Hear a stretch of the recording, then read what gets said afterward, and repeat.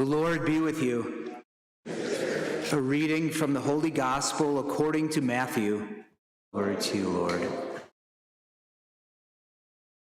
When Jesus heard of the death of John the Baptist, he withdrew in a boat to a deserted place by himself. The crowds heard of this and followed him on foot from their towns. When he disembarked and saw the vast crowd, his heart was moved with pity for them, and he cured their sick. When it was evening, the disciples approached him and said, "This is a deserted place, and it is already late. Dismiss the crowds so that they can go to the villages and buy food for themselves." Jesus said to them, "There is no need for them to go away. Give them some food yourselves." But they said to him, 5 loaves and 2 fish are all we have here." Then he said, "Bring them here to me." And he ordered the crowds to sit down on the grass. Taking the 5 loaves and the 2 fish, and looking up to heaven, he said the blessing, broke the loaves, and gave them to the disciples, who in turn gave them to the crowds. They all ate and were satisfied, and they picked up the fragments left over, 12 wicker baskets full. Those who ate were about 5,000 men, not counting women and children. The Gospel of the Lord. Praise to you, Lord Jesus Christ.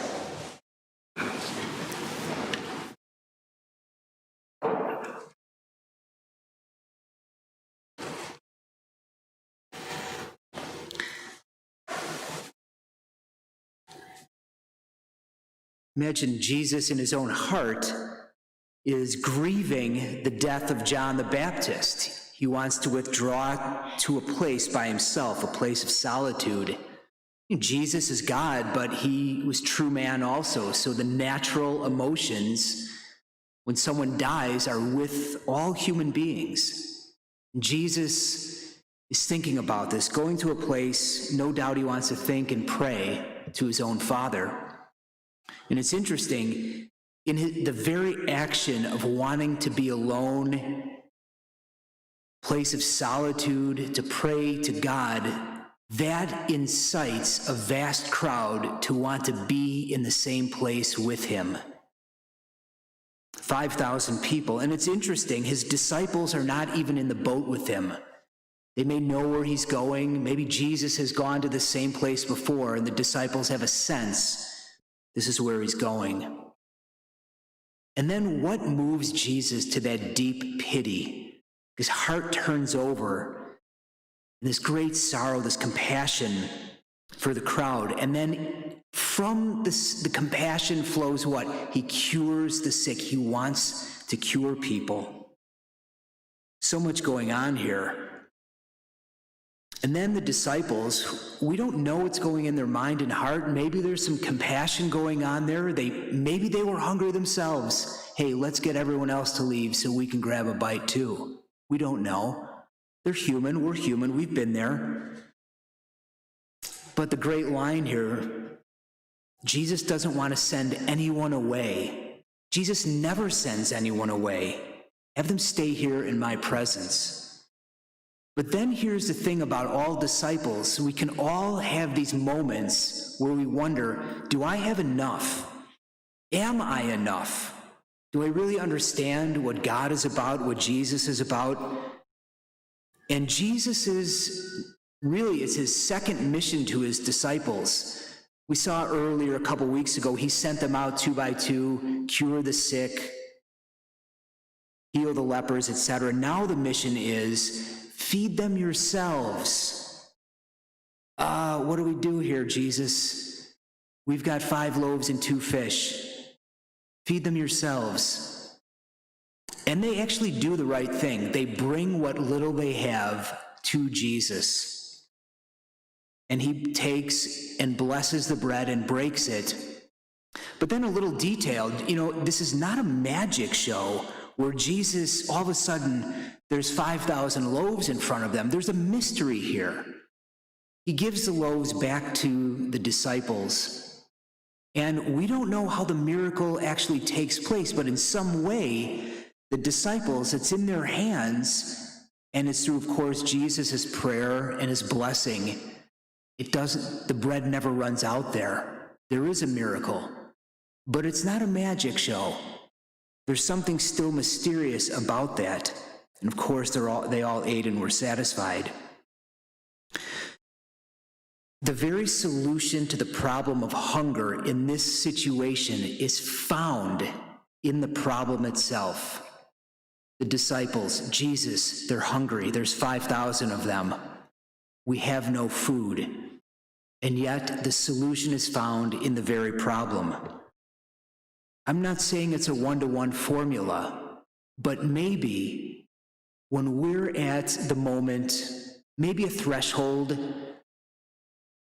point of crisis, our own hunger, or there's other hunger in our lives, people around us, instead of trying to subcontract out, so to speak, the hunger that we see in people's lives, in our lives, perhaps it's to turn and give what little we have to Jesus. Jesus, I see deep loneliness around me, maybe myself. Where are people I can connect with? I don't have any contacts. Or this person in my life is so alone. Well, we bring first, what do we have?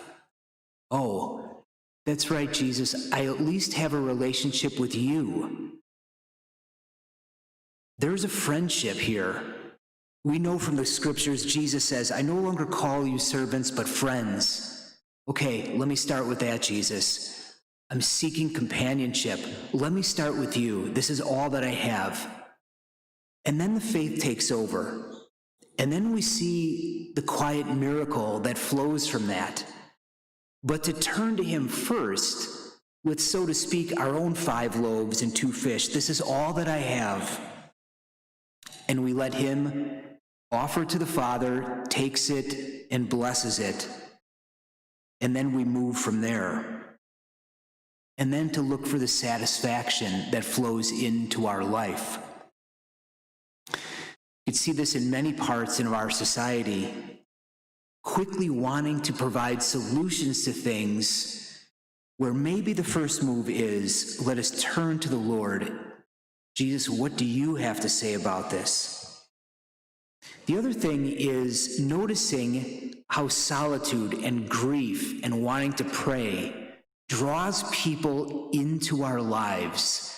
Jesus wanting to commune and wanting to grieve, and yet it becomes a magnet for people. They want to be with him in that moment and not to pass up those moments in our life.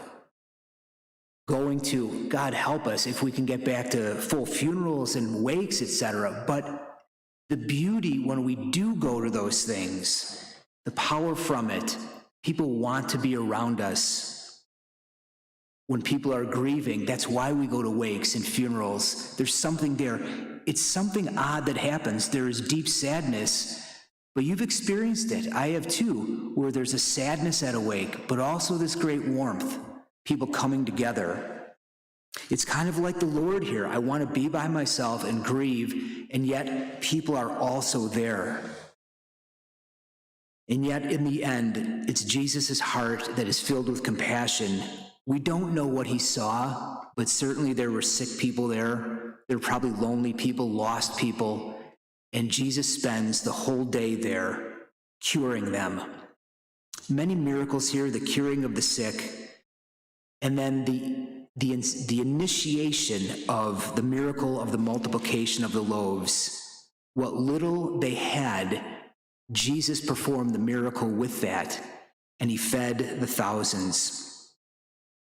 Lord, whatever is on our minds and hearts right now, where we don't have a solution, let us turn to what we see the problem is and just bring it to you as the disciples brought the paltry loaves and fish, and yet everyone went away satisfied.